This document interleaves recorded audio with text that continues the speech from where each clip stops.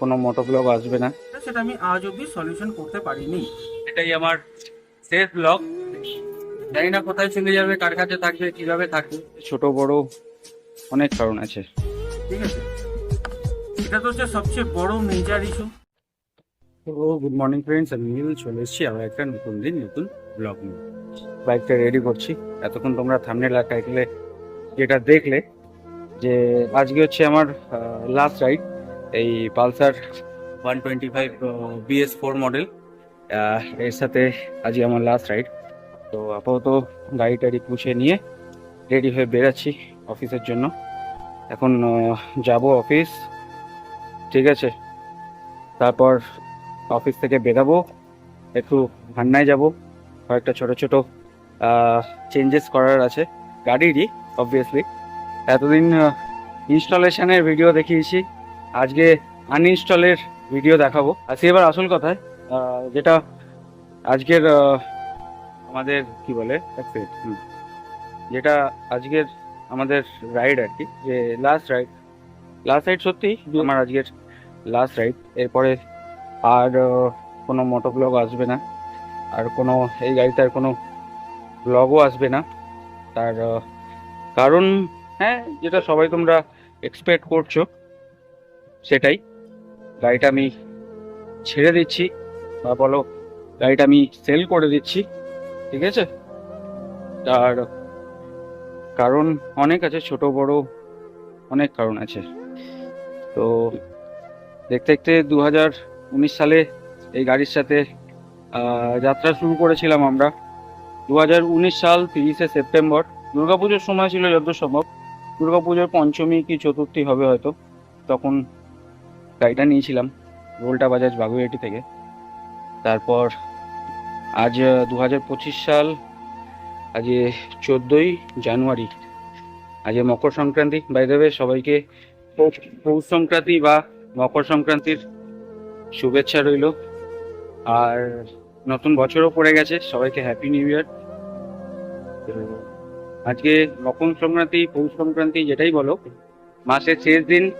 আর আমার গাড়ির সাথে এটাই আমার শেষ ব্লগ। তো চলো বাকি দেখা হচ্ছে, গাড়িটা রেডি করে নিই, দেখা হচ্ছে মোটো ব্লগ সেট আপে।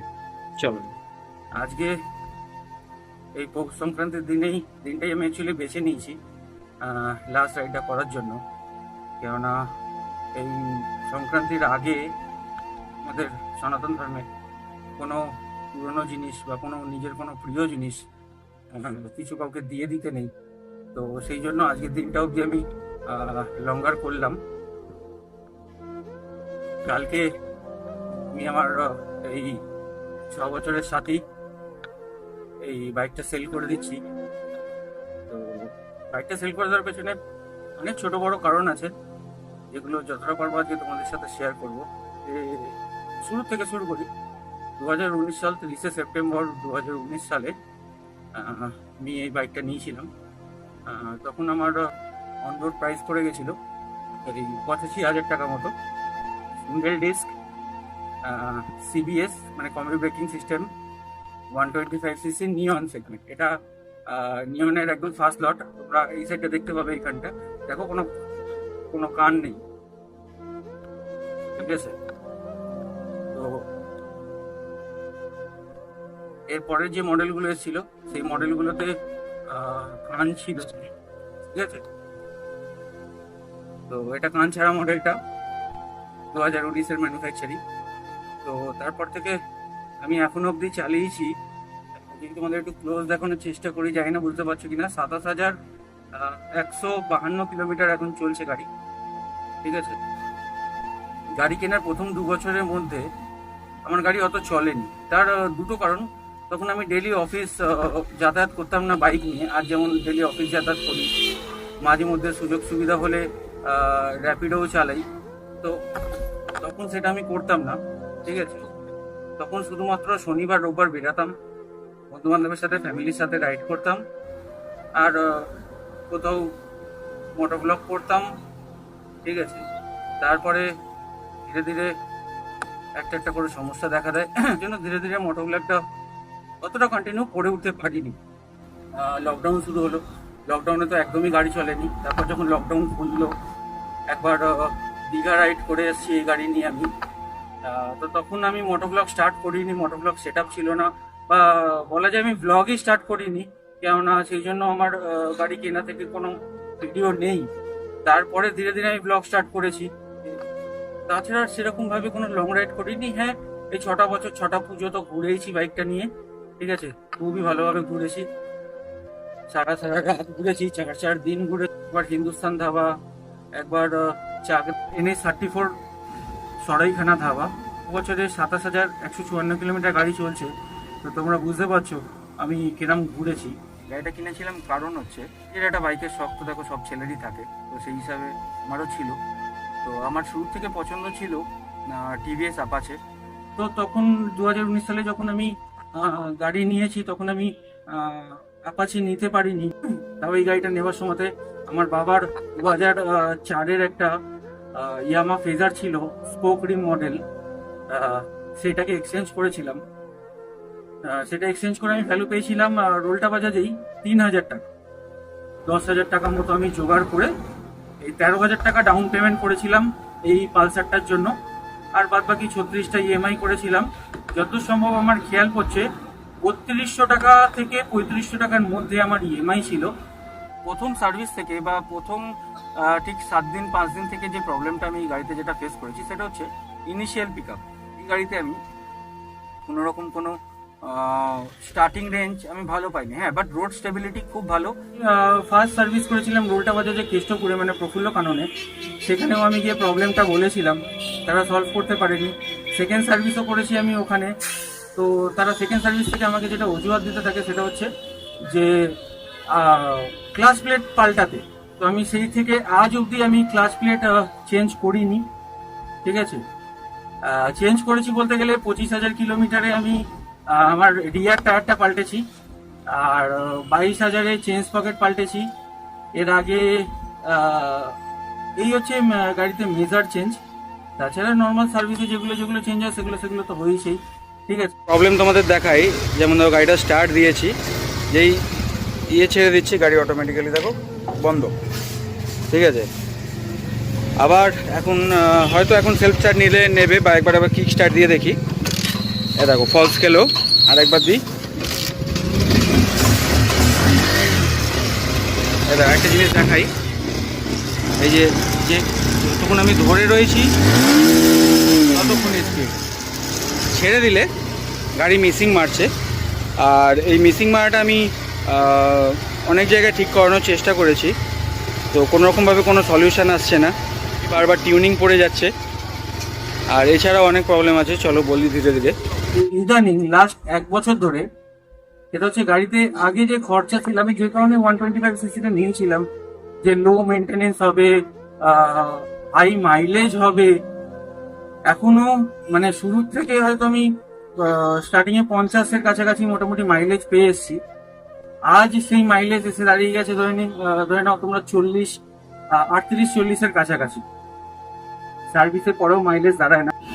আরো অনেক জায়গা ট্রাই করেছি, যেমন সোদপুর ট্রাই করেছি, সার্ভিস সেন্টারের কথা বলছি।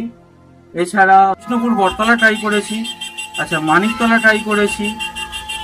এতগুলো সার্ভিস সেন্টার আমি ট্রাই করেছি। 5টা তো ফ্রি সার্ভিসই ছিল, 5টা সার্ভিস আমি ট্রাই করেছি সার্ভিস সেন্টারে।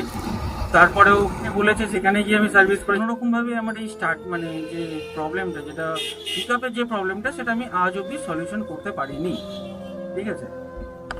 এটা তো হচ্ছে সবচেয়ে বড় মেজর ইস্যু। আচ্ছা, তাছাড়া ধীরে ধীরে লাস্ট 1 বছর ধরে যেমন হঠাৎ করে পেছনের দুটো সকার কেটে গেছে। এই লাস্ট গত শুক্রবারে আমি একবার সার্ভিস সেন্টারে গেছিলাম। তারা সেখানে আমাকে টোটাল ইঞ্জিন ওয়াশ থেকে শুরু করে ট্যাঙ্কি ওয়াশ, কার্বোরেটর ওয়াশ, তারপরে এই যে গাড়ির ডিসব্যালেন্স হয় এখন বর্তমানে আমার সার্ভিস নিয়ে, তারা আমাকে মোটামুটি অন অ্যান অ্যাভারেজ 14,000 টাকার আমাকে একটা এস্টিমেট দিয়েছে। সার্ভিস করেছি, সেই সার্ভিসে প্রায় আমি খরচা করেছি অন অ্যান অ্যারাউন্ড ওই টায়ার বদলানো নিয়ে শুরু করে 4,000 টাকা। তার আগের মাসে আমার যেটা খুব সম্ভবত খেয়াল করছে আমি সার্ভিস করেছি, সেটা হচ্ছে ওই 1,500 টাকার কাছাকাছি। আমি যেটা ক্যালকুলেশন করে যেটা দেখতে পাচ্ছি বা যেটা যে আমি যে প্রত্যেক মাসে যে খরচাগুলো যেটা আমি করছি মানে অ্যারাউন্ড 3,000 টাকা পার মান্থ। দেখতে দেখতে আজ আমার গাড়ির বয়স হয়ে গেল 6 বছর। না 6 বছর একসাথে মনে হয় না এই 6 বছর বাদে এসে প্রত্যেক মাসে সার্ভিসের পেছনে খালি এই 3,000 টাকাটা দেওয়াটা কোনো worth it ছিল না।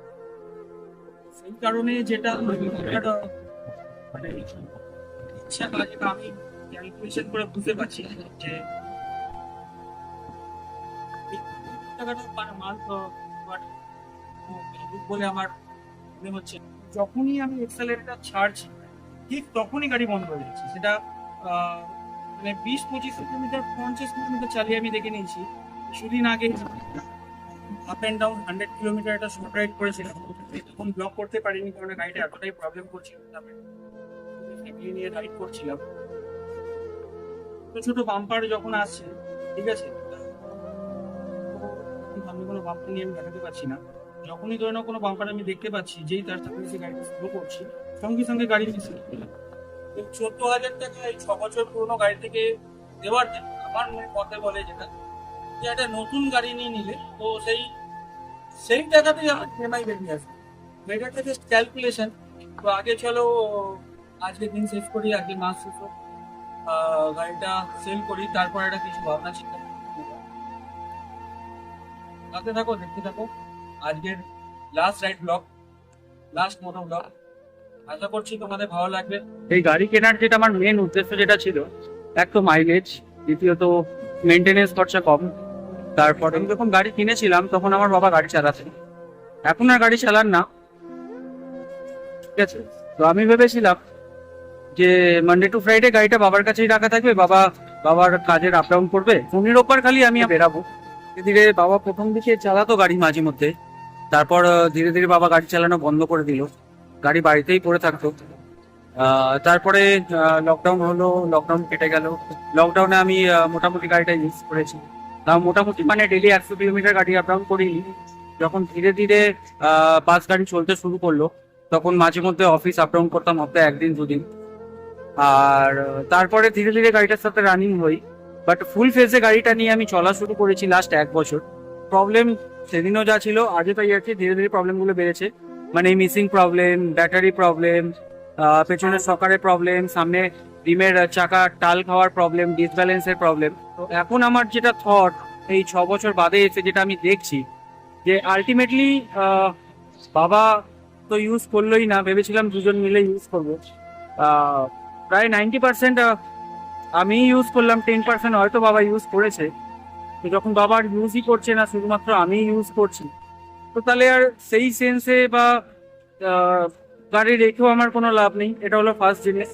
সেকেন্ড থিং ইজ দ্যাট গাড়ি যখন 6 বছর বাদে এসে প্রত্যেকটা মাসে এত বড় বড় খরচা টানছে বা এত বড় বড় খরচা চাইছে, তো সেটা ওয়ার্থ ইট নয়। এবার গাড়ি পুরনো হলে খরচা হয়, বাট এত বেশি খরচা হয় তো সেটা আমার আন্দাজ ছিল না। বাট তোমাদের কারো কেউ যদি এত বছর কোনো গাড়ি ইউজ করছে যে এরকম ভাবে খরচা দেয়, তাহলে প্লিজ কমেন্ট করতে আমাকে ভুলো না। তোমাদের একটা লাইক, একটা কমেন্ট, একটা ভিডিও করতে অনেক সাহায্য করে, অনেক মোটিভেট করে ভিডিও বানাতে। বেশ কিছু সমস্যার জন্য আমি আজ আমার এই 6 বছরের সাথীকে ছেড়ে দিচ্ছি। আজ সত্যি খুব খারাপ লাগছে, মানে একটা কন্টেন্ট বানাচ্ছি ঠিকই, কিন্তু সেই যে মন থেকে যে জোশটা সেটা নেই, ঠিক আছে। তো বলার আর কিছু নেই, সবকিছু সব দিন থাকে না, কেউই সারা জীবন থাকে না, আমিও থাকবো না, তোমরাও থাকবে না, সেটা ঠিকই, কিন্তু তাও গাড়ি আমার অনেক সাথ দিয়েছে, ঠিক আছে।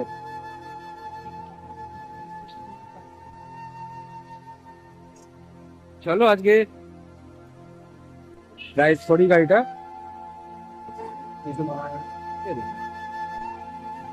চলো গাড়ি রয়েছে, দেখেছো তো, ওরও খারাপ।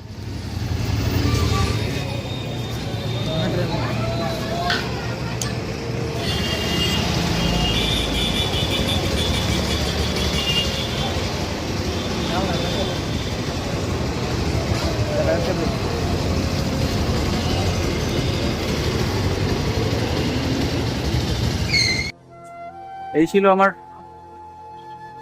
পালসার 125-এর সাথে লাস্ট মোটো ব্লগ, মানে লাস্ট রাইড। আমি চাইছি যতটা ম্যাক্সিমাম পারি আমার এই লাস্ট রাইড ব্লগে বাইকটাকে ফ্রেমে রাখার চেষ্টা করি, কেননা আজকের পর তো আর বাইকটাকে দেখতে পাবো না। জানি না কোথায় চলে যাবে, কার কাছে থাকবে, কিভাবে থাকবে, তবে আশা করবো যেখানেই থাকবে ভালো থাকবে, টাইমলি মোবিল পাবে, টাইমলি তেল পাবে, টাইমলি সার্ভিস পাবে, সব পাবে। তো আই হোপ সবই ভালো থাকবে, আমরাও ভালো থাকবো, তোমরাও ভালো থাকবে, এটাই আশা, আর কিছু না। খারাপ লাগছে, ছটা বছর একসাথে অনেক কিছু কাটালাম, অনেক ভালো সময়, দুঃখ সময় একসাথে সব কাটালাম। জার্নি আর 6 বছরের জার্নি এখানে শেষ করবো। আবার হয়তো কোনো জায়গায় কখনো দেখা হয়ে যাবে এনার সাথে, ঠিক আছে? আমি জানি না তখন কি হবে, দেখা যাক কি হয়, ঠিক আছে? আর কি বলবো আসলে আমার মাথায় এখন আসছে না। আপাতত আজকে এই লাস্ট রাইড উইথ পালসার 125 এখানেই এন্ড করব। আজকের লাস্ট মোটো ব্লগ এখানেই শেষ করছি। যখন নেব তখন আবার ফিরে আসবো তোমাদের সাথে মোটো ব্লগ নিয়ে, আদারওয়াইজ এমনি ব্লগ তো আসবে। তো ততদিনের জন্য আমিও টাটা বলবো, ঠিক আছে? তোমরাও একবার ওকে টাটা বলে দাও। এখানেই থাকবে, ভালো থাকবে, সুস্থ থাকবে, চিন্তা নেই। Whenever your heart is broken, don't ever forget you're golden.